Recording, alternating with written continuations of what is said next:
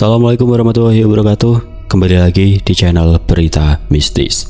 Untuk kisah kali ini masih ada sebuah kisah dari tulisannya M. Sidik Tanya Demit. Dan untuk kisah yang akan saya bawakan kali ini, sebuah kisah yang berjudul Pak Jono, si penjaga sekolah. Sebelum kita lanjut ke ceritanya, tekan dulu tombol like video ini dan jangan lupa tekan juga tombol subscribe channel ini. Nyalakan juga lonceng notifikasinya agar tidak ketinggalan cerita-cerita lainnya.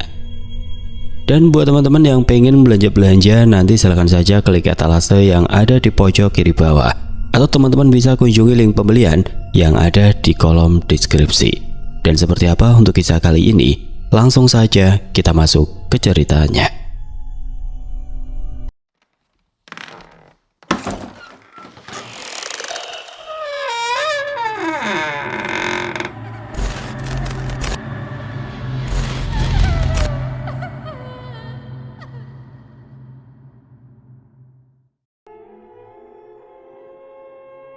Pak Jono, nama itu begitu akrab di salah satu sekolah yang berada di dekat rumahku.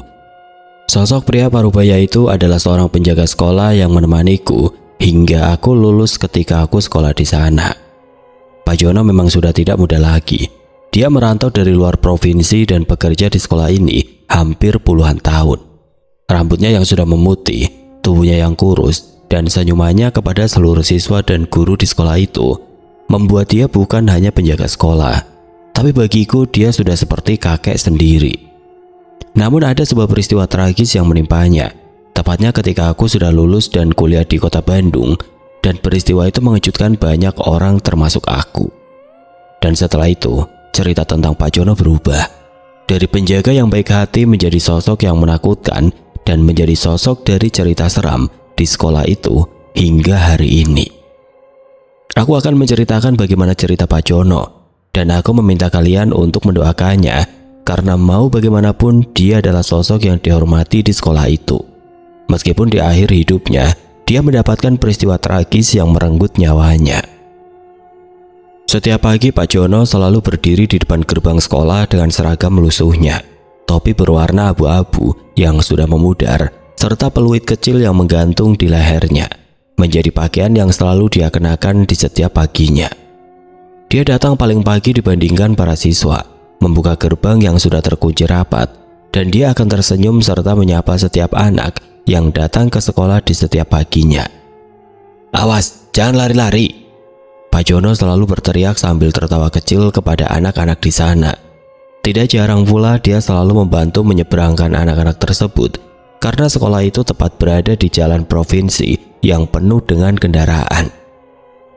Saking dekatnya Pak Jono dengan anak-anak sekolah, mereka selalu menyalami tangan keriputnya sebelum berlari ke dalam kelas, dan Pak Jono nampak senang akan hal tersebut. Pak Jono memang selalu sibuk di setiap paginya.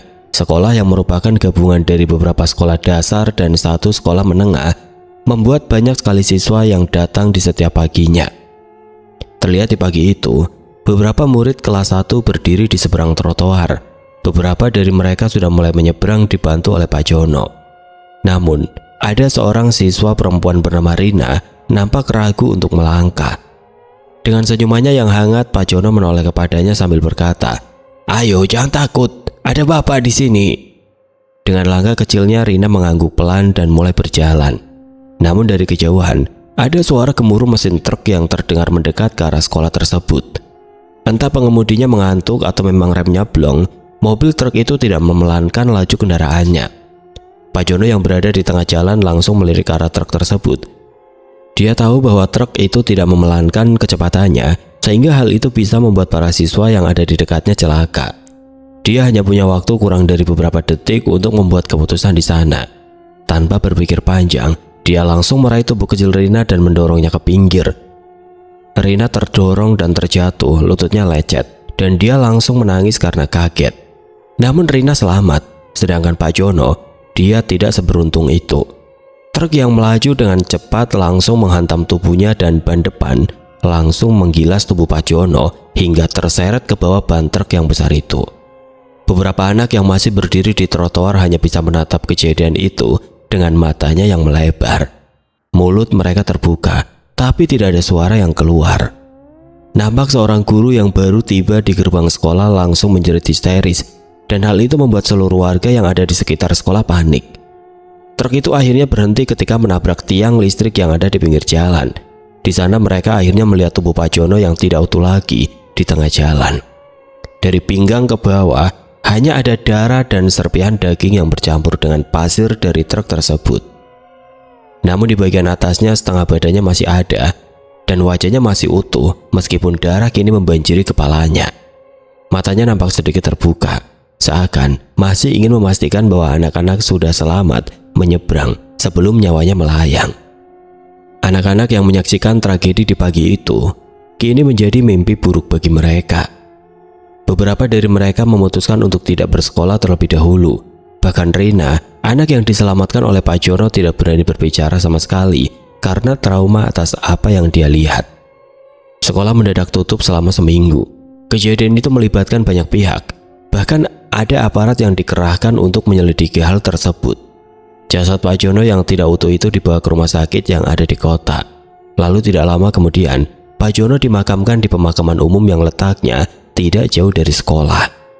Awalnya pihak sekolah ingin menghubungi keluarga Pak Jono, namun mereka seperti tidak menemukan info apapun terhadap keluarganya, sehingga akhirnya mereka memutuskan untuk memakamkannya di dekat sekolah.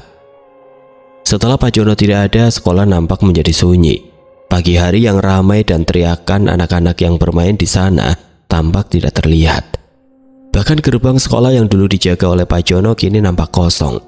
Beberapa anak masih menoleh ke sana setiap pagi, berharap mereka bisa melihat Pak Jono yang berdiri dengan senyumannya. Setelah kejadian itu, mereka hanya melihat gerbang yang terbuka lebar tanpa ada yang menjaga, sehingga butuh waktu bagi mereka untuk membiasakan hal tersebut. Tapi ada sesuatu yang terjadi di dalam sekolah, tepatnya ketika penjaga pengganti Pak Jono bernama Asep mulai bekerja di sana. Asep yang masih muda dan masih ada kerabat dengan salah satu guru di sana, kini ditugaskan untuk menjaga sekolah. Bahkan dia juga ditugaskan untuk menginap di sana, menempati ruangan bekas Pak Jono yang kini sudah dikosongkan. Namun baru saja 3 hari dia bekerja, Asep memutuskan untuk keluar. Dia seperti tidak mau lagi menjaga sekolah itu. Bahkan dia langsung berbicara kepada saudaranya yang merupakan guru di sekolah tersebut dan berkata bahwa dia takut akan sesuatu yang menerornya setiap malam. Asep bercerita bahwa selama beberapa hari ini dia mendengar sesuatu di lorong sekolah setiap malam, dan tepat di malam ketiga dia bertemu dengan sosok yang membuat dirinya ketakutan. Dia ingat, tepatnya pada malam itu dia bangun tepat jam 2 dini hari. Suasana di sekolah itu tampak sunyi dan hanya ada suara jangkrik yang muncul di belakang sekolah. Asep seperti ingin ke kamar mandi, sehingga dia terbangun dengan perasaan yang tidak nyaman di perutnya. Asep mengusap wajahnya yang masih setengah mengantuk. Dia melirik ke jam dinding yang ada di sudut ruangan, dan waktu masih menunjukkan jam 2:30 pagi di sana. Suasana di sekolah itu benar-benar sunyi. Tidak ada suara apapun kecuali suara jangkrik yang berada di persawahan belakang sekolah. Dari jendela kecil ruangannya, dia bisa melihat pekarangan sekolah yang luas dan gelap. Hanya beberapa titik cahaya terlihat yang menerangi ruang guru dan gerbang depan pada saat itu. Asep menahan nafas pelan. Dia sebenarnya tidak mau keluar, tapi karena dia harus ke kamar mandi, mau tidak mau harus keluar dan masuk ke kamar mandi siswa yang ada di dekat ruang guru. Karena perutnya semakin mulas, dia akhirnya bangkit dari kasurnya, mengenakan sendal jepit dan sarung, lalu mengambil senter kecil yang dia bawa. Ketika keluar dari ruangan itu, dia merasakan udara dingin yang menusuk kulitnya. Sarung yang dia pakai langsung disarungkan ke arah kepala dan badannya, lalu senter yang dia pegang langsung dinyalakan pada saat itu. Sekolah yang ramai di siang hari kini seperti bangunan mati ketika malam. Terlihat bayangan-bayangan hitam di balik kelas yang sekilas menghilang ketika senter itu menyinari. Asep bahkan nampak kaget ketika dia masuk ke salah satu kelas. Dia melihat sesosok tengkorak yang membuatnya mundur beberapa langkah. Namun ternyata itu adalah alat peraga kelas biologi yang membuatnya ketakutan. Astaga, bikin kaget saja, gumam Asep sambil menghela nafasnya. Asep merasakan ada sesuatu yang aneh di sekolah ini. Suasananya benar-benar berbeda, seperti terlalu banyak bayangan yang muncul dan memperhatikannya dari dalam kelas. Terlihat beberapa kursi yang tersusun di dalam kelas seperti diduduki sesuatu. Namun lagi-lagi ketika senter itu menyinarinya, mereka menghilang. Asep hanya mengalihkan pandangannya, matanya fokus kepada lorong yang langsung menuju toilet di ujung sana. Terlihat sepeda tua Pak Jono masih ada di sana. Roda belakangnya yang terangkat terlihat sedikit berputar, meskipun tidak ada apapun di sana. Namun Asep sepertinya tidak sadar akan hal itu, sehingga dia langsung berjalan dan masuk ke WC siswa yang nampak gelap dan tidak ada penerangan sama sekali di sana. Toilet yang Asep datangi benar-benar terlihat seram ketika malam hari. Cat putihnya yang kotor dan penuh bercak coklat membuat suasana di sana tampak suram. Sebagian ubinya sudah menguning dan retak di beberapa bagian. Bahkan ada pecah dan berlubang di sana. Dia sadar walau WC sekolah memang seperti ini, sehingga dia mencoba untuk membiasakan diri dengan suasana yang kotor ini. Dia akhirnya masuk ke dalam salah satu bilik yang ada di sana, lalu tidak lama dia menguncinya dan mulai jongkok di sana dengan senter yang menyala terang di dalam sana. Saat sedang buang air, telinganya menangkap sesuatu dari bilik yang ada di sebelahnya. Krak. Asep menahan nafas karena pintu toilet sebelahnya seperti terbuka lebar. Asep hanya bisa menahan nafas dan tidak bisa berbuat apa-apa. Tubuhnya yang jongkok langsung melirik ke bawah bilik, mencoba mencari tahu dari celah antara bilik tersebut dengan menurunkan kepalanya. Namun tidak ada kaki ataupun sesuatu yang masuk dari luar. Rasa tidak enak yang dia rasakan semakin kuat. Dia berusaha untuk mengabaikan suara itu, tapi kemudian serak, serak, serak. Terdengar seperti ada seseorang yang sedang memainkan pembersih lantai pada saat itu. Lalu setelahnya salah satu keran di sana mulai meneteskan air sendiri. Wajah Asep langsung mengernyit. Dia mencoba menenangkan diri dan langsung buru-buru menyelesaikan urusannya, sehingga dia langsung keluar dari bilik itu. Namun tepat ketika dia keluar dan menutup pintu dari bilik itu, tiba-tiba salah satu pintu bilik yang ada di ujung secara perlahan bergerak. Seperti ada bayangan yang mengintip dari dalam sana. Asep merinding. Tanpa memastikan apa yang sedang mengintipnya, dia segera keluar dari toilet itu. Dengan sedikit berlari, dia kembali ke ruangannya secepat mungkin dan tepat ketika masuk ke lorong yang bisa tembus ke ruangannya, langkahnya tiba-tiba berhenti karena di depan sana ada sesuatu yang menunggunya tepat di depan ruangannya. Nampak di ujung sana ada seseorang yang melayang dan berdiri ke arah depan pintunya. Lampu yang berkedip-kedip di atasnya membuatnya tampak menyeramkan. Apalagi dia hanya terdiam tepat di depan pintu. Punggungnya terlihat jelas oleh Asep yang berdiri di lorong. Sosok itu melayang setengah badan dan yang Asep lihat hanyalah setengah tubuhnya. Kedua tangannya terlihat retak dengan jari-jari yang sudah tidak lengkap dan kepalanya terlihat penuh dengan darah merah. Bagian bawahnya nampak tidak ada. Yang ada hanyalah daging-daging yang remuk dan sebuah tulang punggung yang mencuat keluar dari tubuhnya. Asep benar-benar tidak bisa bergerak. Apalagi tepat ketika itu, dia membalikkan tubuhnya dan melihat ke arah Asep. Sosok yang dia lihat adalah Pak Jono, seorang penjaga sekolah yang kini gentayangan di dalam sekolah. "Siapa kamu? Bukannya jam segini sudah tidak ada orang. Apa kamu mau maling?" tanya Pak Jono dengan nada yang serak dan hampir tidak terdengar. Nampaknya Pak Jono belum sadar bahwa dia sudah meninggal, sehingga dia curiga kepada Asep yang berjalan di lorong sekolah ketika malam. Asep langsung tersentak dan menjatuhkan tubuhnya. Dia langsung berdiri kembali dan mundur beberapa langkah. Ini sekali Asep berteriak, namun entah mengapa seperti tidak ada yang keluar dari mulutnya. Tanpa berpikir panjang, dia langsung berlari ke arah gerbang depan yang tertutup rapat. Makhluk apaan itu?"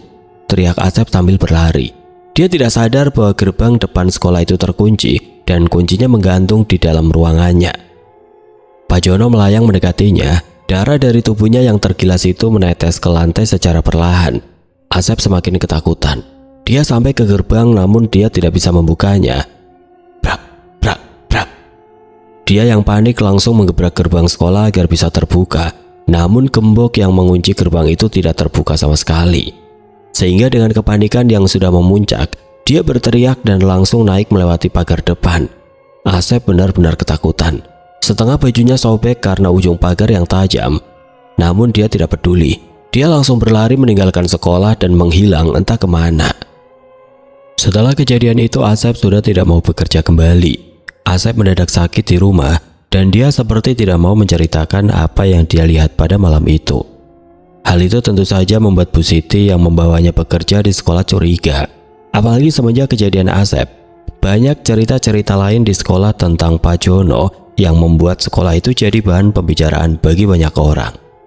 Seperti yang dialami oleh Mak Ija, dia yang datang terlebih dahulu ke kantin depan sekolah ketika subuh, tiba-tiba melihat Pak Jono di depan gerbang. Wajahnya nampak tenang, seperti ketika dia sedang menunggu anak-anak sekolah untuk datang. Namun wujudnya yang muncul setengah badan dengan sebagian badannya yang berdarah membuat dirinya ketakutan. Bahkan setelah itu Mak Ija tidak membuka kantin sekolah selama beberapa hari karena ketakutan. Begitu juga anak-anak yang tiba lebih pagi di sekolah. Mereka terkadang suka melihat bayangan Pak Jono melayang di dekat gerbang depan. Anak-anak yang polos seringkali tidak mau menyeberang, dan ketika ditanya oleh salah satu guru di sekolah itu, tiba-tiba mereka berkata, "Nggak mau nyeberang, ada Pak Jono nungguin di sana." Wajahnya mendadak pucat ketika mereka melihat Pak Jono di sana. Padahal guru itu tidak melihat sama sekali di depan gerbang tersebut. Hal itu tidak terjadi kepada satu orang saja, tapi beberapa siswa seringkali melihatnya seperti itu. Ada satu anak yang ditanya seperti apa wujud Pak Jono yang dia lihat. Dia berkata bahwa Pak Jono melayang dengan tubuhnya yang terbelah dan hancur sehingga banyak darah di sana. Apa yang dia katakan membuat guru yang bertanya kepadanya terdiam, dan dari nadanya saja dia bisa melihat bahwa anak-anak itu berkata jujur atas apa yang dia lihat. Setelah kejadian itu, para guru akhirnya saling gantian untuk berangkat lebih pagi. Mereka bertugas untuk menyeberangkan anak-anak ke sekolah agar pekerjaan Pak Jono bisa digantikan oleh mereka. Bu Siti juga mendapatkan giliran tersebut, dan setelah beberapa hari berjalan, para anak-anak itu tidak melihat lagi Pak Jono di depan gerbang, sehingga mereka merasa aman untuk menyeberang. Namun kali ini Bu Siti yang mendapatkan sesuatu yang menyeramkan tentang Pak Jono, di mana pada saat itu ada beberapa orang yang lembur karena mereka harus memeriksa kertas ulangan dari para siswa untuk dilaporkan ke dinas. Bu Siti adalah guru matematika dan dia merasa harus menyelesaikan hal tersebut bersama dengan beberapa guru yang lainnya. Dari mulai jam 2 sore hingga maghrib menjelang, beberapa dari guru itu sudah selesai dan mereka pulang terlebih dahulu. Kini hanya Bu Siti dan Pak Ridwan yang merupakan guru IPA yang berada di dalam sekolah. Mereka merasakan bagaimana sepinya sekolah ketika maghrib tiba. Pak Ridwan nampak sudah menyelesaikan terlebih dahulu tugasnya dan dia mengajak Bu Siti untuk pulang dan melanjutkan pekerjaannya esok hari.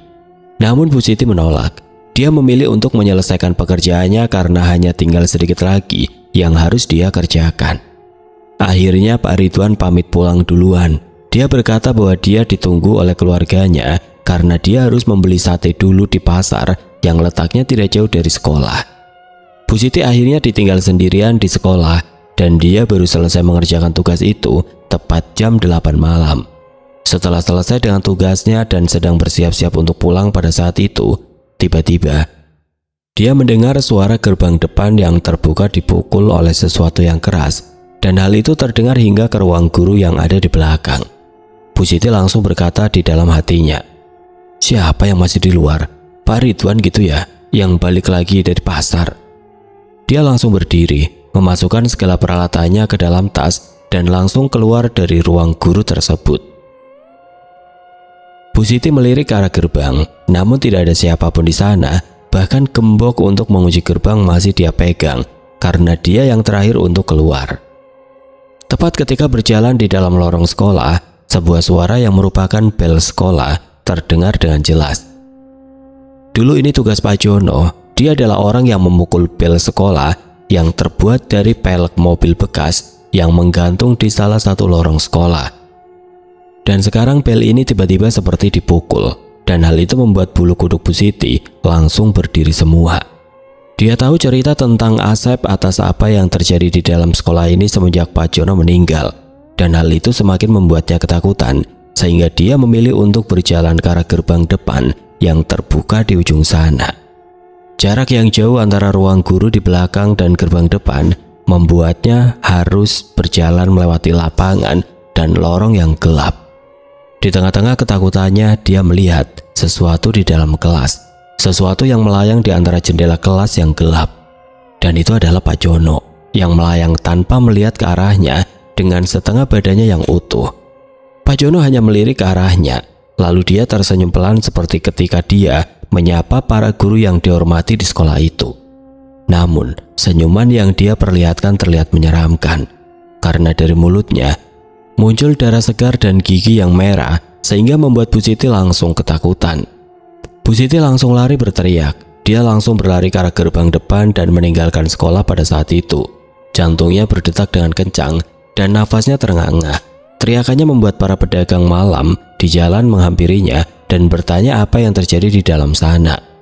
Bu Siti menceritakan semuanya dan orang-orang nampak tidak percaya. Bahkan mereka masuk ke dalam sekolah dan mencari tentang Pak Jono yang bergentayangan. Namun setelah banyak orang yang masuk ke dalam sana pada saat itu, Pak Jono menghilang dan sekolah itu tampak hening dan sepi seperti biasa. Cerita Pak Jono kini menyebar dengan cepat, tapi para guru nampaknya berusaha untuk menutup cerita itu kepada para murid yang sekolah di tempat tersebut. Mereka tidak mau anak-anak ketakutan, dan mereka hanya menyarankan untuk pulang lebih cepat dan tidak berlama-lama di sekolah. Berbagai cara mereka lakukan agar citra sekolah masih terlihat baik di mata para murid, dan itu rupanya berhasil meskipun masih ada saja yang membicarakan Pak Jono di sekolah tersebut. Hingga beberapa hari kemudian, ada beberapa anak yang pulang lebih sore karena mengikuti ekstrakurikuler di sekolah. Mereka latihan di lapangan sekolah hingga jam 5 sore.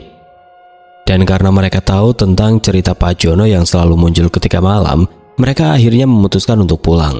Salah satu anak tersebut tampaknya berusaha menakut-nakuti anak yang lainnya. Dia berlari dari WC sekolah dan berkata bahwa dia melihat Pak Jono dari WC. Hal itu sontak membuat anak-anak lain ketakutan. Mereka berhamburan keluar dari sekolah dan salah satu dari mereka bernama Dani hampir tertabrak motor karena menyeberang jalan sambil berlari. Namun tepat ketika motor itu lewat, ada sesuatu yang menarik kerah bajunya ke belakang dengan kuat. Dia langsung terjatuh dan jatuh ke trotoar. Motor itu panik dan oleng ke kiri. Namun mereka berdua selamat dan kecelakaan tidak terjadi. Dani langsung menoleh ke belakang karena dia merasa bahwa ada orang lain yang menariknya. Namun ketika menoleh tidak ada siapa-siapa yang ada di belakang sana. Teman-temannya yang berdiri di dekat gerbang sekolah kini menatapnya dengan wajah yang kebingungan. Mereka saling memandangi satu sama lain dan menggelengkan kepala seakan-akan tidak percaya atas apa yang mereka lihat. Dani mengerutkan dahinya. Dia mencoba berdiri lagi dan lebih berhati-hati untuk menyeberang. Dan tepat ketika dia ingin melangkah, tiba-tiba ada sesuatu yang berbisik kepadanya tepat dekat telinganya. "Awas, hati-hati kalau menyeberang, nanti tertabrak." Dani langsung melirik ke belakang dan terlihat di sana seperti ada bayangan tipis yang menyerupai Pak Jono yang berdiri di depan gerbang. Meskipun cerita Pak Jono ini menyebar dengan cepat, tapi anak-anak seperti tidak khawatir dengan hal tersebut. Ada yang percaya, ada pula yang tidak.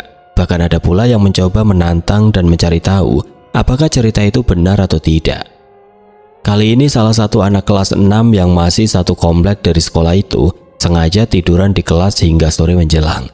Mereka sengaja menyembunyikan dirinya dari para guru yang memastikan bahwa tidak ada siswa lain di dalam sekolah ketika malam tiba. Setelah guru terakhir mengunci gerbang, mereka semua keluar dari tempat persembunyiannya. Ada yang di perpustakaan, ada yang di gudang, ada pula yang di dalam WC. Total ada 3 orang yang kini berada di dalam sekolah tersebut di sore itu. Mereka berani karena mereka bisa memanjat gerbang sekolah sehingga mereka bisa pulang kapan saja. Anak-anak yang sudah mulai agak remaja itu akhirnya mulai berlarian di lorong-lorong kosong. Mereka tertawa, bahkan mereka memanggil Pak Jono sepanjang lorong sekolah hingga maghrib menjelang.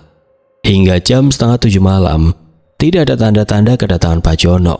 Mereka sampai bingung harus berbuat apa agar mereka bisa melihat penampakan itu. Bahkan salah satu dari mereka malah ingin pulang karena sudah terlalu malam.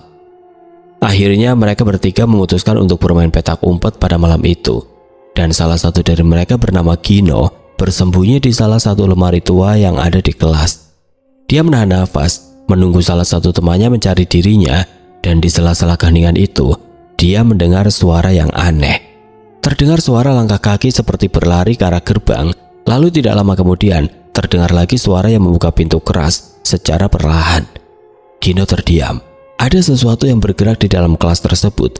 Bahkan terdengar suara meja dan kursi yang bergerak sendiri, seperti tertabrak oleh sesuatu di sana. Secara perlahan, Gino mengintip dari celah lemari, dan di sanalah dia bertemu dengan Pak Jono. Sosok itu melayang di tengah-tengah kegelapan di kelas itu sambil membawa pentungan untuk memukul bel, seperti ketika dia masih hidup. Matanya penuh darah, mulutnya bergerak seperti bergumam sambil melayang di kelas tersebut. Gino tidak bergerak di dalam lemari tersebut. Tubuhnya membeku, nafasnya tertahan di tenggorokan. Sampai akhirnya Pak Jono menoleh tepat ke arah celah lemari itu. Dia langsung menatapnya dan tidak lama dia berkata, "Kenapa jam segini belum pulang?" Di sana Gino langsung menjerit sekeras-kerasnya. Dia mendobrak lemari itu hingga engselnya lepas, lalu dia berlari keluar kelas sambil menangis ketakutan. Dia langsung memanjat gerbang dan berlari pulang dengan jantungnya yang berdetak dengan kencang.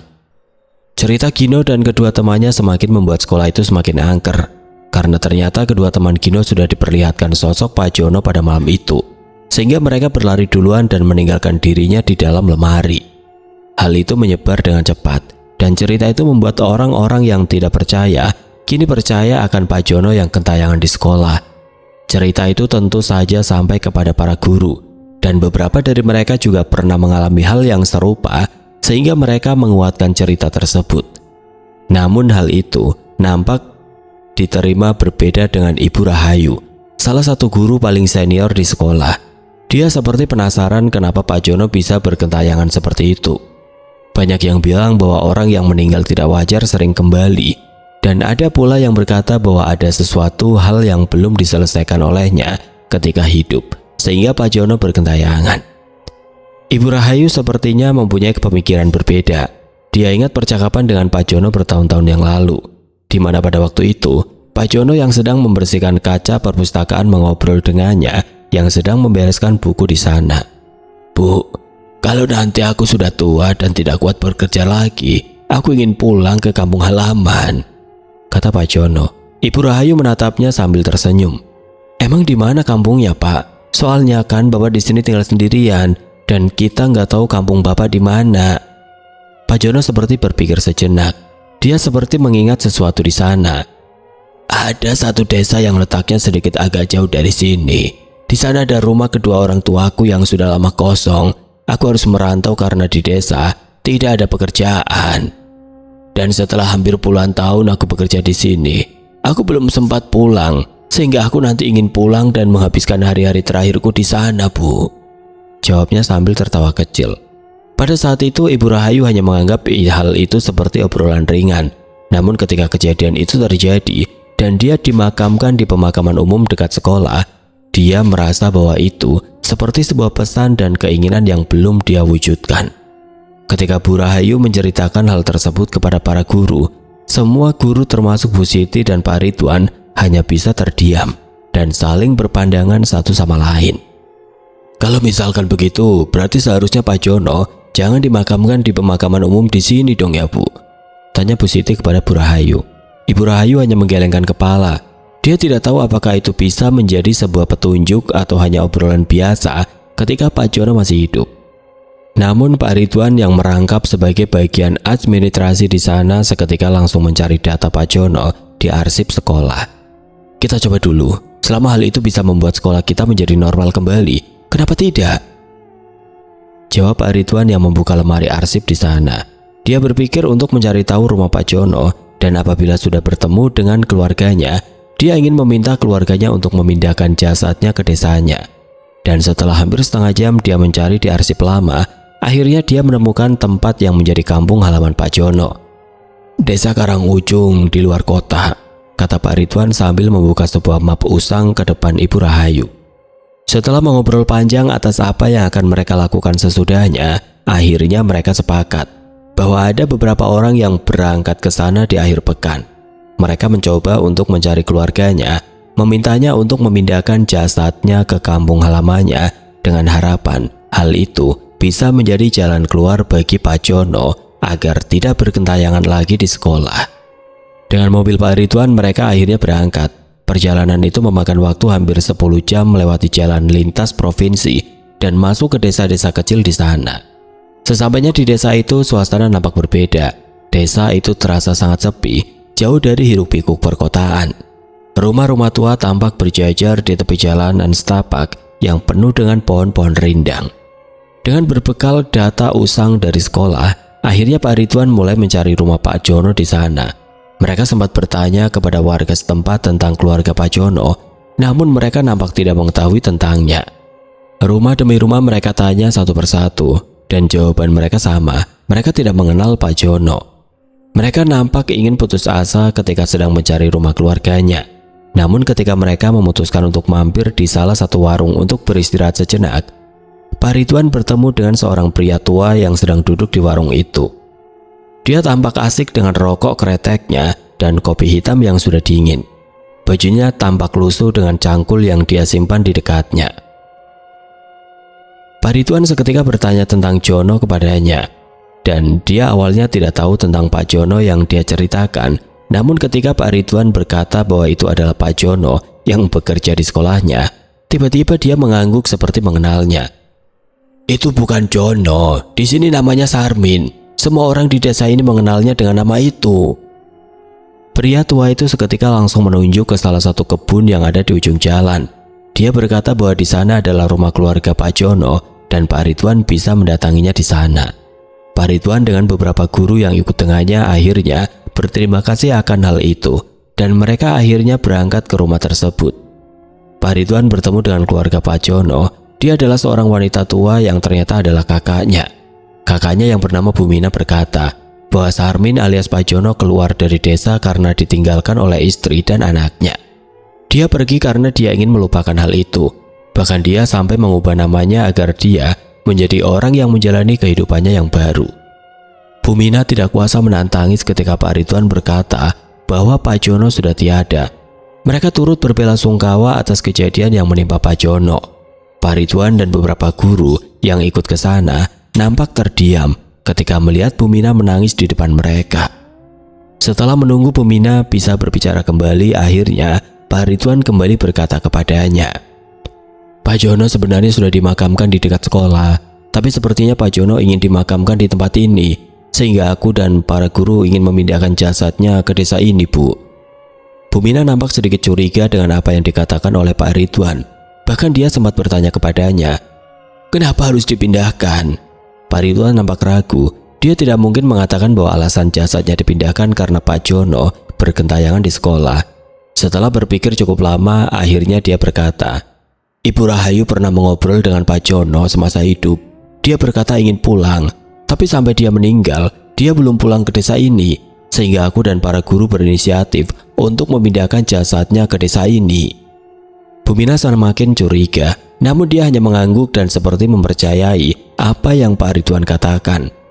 Dia terdiam cukup lama dan setelah itu dia menggelengkan kepalanya pelan. Pak, kata Bumina, memindahkan makam itu tidak murah. Pak Ridwan langsung membalasnya ketika dia berkata seperti itu. Kami sudah sepakat untuk menanggung semua biayanya. Bumina langsung menatap curiga kepada Pak Ridwan. Maksudnya Pak? Ya, kami para guru di sekolah sudah sepakat bahwa kami akan menanggung biayanya sebagai bentuk balas jasa karena sudah mengabdi di sekolah kami, jawab Pak Ridwan. Iya Bu, Ibu hanya perlu menyiapkan lahannya saja di desa ini untuk rumah terakhir Pak Jono, balas salah satu guru di sebelah Pak Ridwan. Bumina kembali terdiam. Ada sesuatu di matanya yang sulit diartikan. Akhirnya dia menunduk dan menarik nafas panjang sebelum akhirnya dia berkata kembali. Baiklah, katanya dengan nada yang lirih. Namun aku ingin bahwa kalian meminta maaf atas apa yang terjadi setelah Pak Jono meninggal ya. Pak Ridwan dan para guru seketika mengangguk. Mereka sudah sadar bahwa Bumina tahu tentang Pak Jono meskipun dia tidak tahu detailnya. Namun dia tahu bahwa kematian Pak Jono membawa sesuatu yang buruk di sekolah, sehingga para guru-guru ini datang untuk memindahkan jasadnya. Beberapa hari setelah para guru kembali dari desa tersebut, akhirnya pemindahan makam itu dilakukan. Pak Pak Ridwan dan beberapa guru nampak ikut dalam pemindahan tersebut. Mereka memanggil beberapa penggali makam untuk bekerja. Di samping mereka nampak Bu Mina datang dan melihat penggalian makam Pak Jono yang berada di dekat sekolah. Dia tidak menangis, perasaannya campur aduk sehingga dia hanya bisa terdiam. Pemindahan jasad Pak Jono nampaknya berjalan lancar. Dia dipindahkan ke tanah kelahirannya dan dikebumikan kembali di sana. Sebuah nisan sederhana diletakkan di atas kuburannya dan di atas batu itu tertulis sebuah nama, Sarmin. Sebuah nama yang menjadi nama aslinya sebelum dia merubah namanya menjadi Pak Jono. Setelah pemakaman itu selesai, kehidupan sekolah perlahan mulai kembali normal. Tidak ada lagi penampakan Pak Jono yang melayang dengan setengah badannya. Tidak ada lagi bayangannya yang diam di gerbang depan. Tidak ada lagi juga suara bel yang berbunyi sendiri ketika malam tiba. Para guru dan murid mulai merasa lega, bahkan mereka sudah mulai berani lagi untuk beraktivitas di sekolah itu hingga sore tiba. Namun setelah sekian lama jasad Pak Jono dipindahkan, tampaknya ada yang masih melihat sosoknya di sekolah. Salah satunya adalah Rani, seorang yang diselamatkan oleh Pak Jono pada saat itu. Dia sering sekali melihat Pak Jono di sekolah tersebut, namun kali ini berbeda. Tubuhnya nampak utuh dan dia selalu tersenyum seperti layaknya dia masih hidup. Pak Jono muncul dengan pakaian khasnya dan dia kembali muncul untuk memastikan bahwa sekolah ini selalu dalam penjagaannya. Sehingga dia selalu ada di sekolah itu meskipun dengan wujud yang berbeda.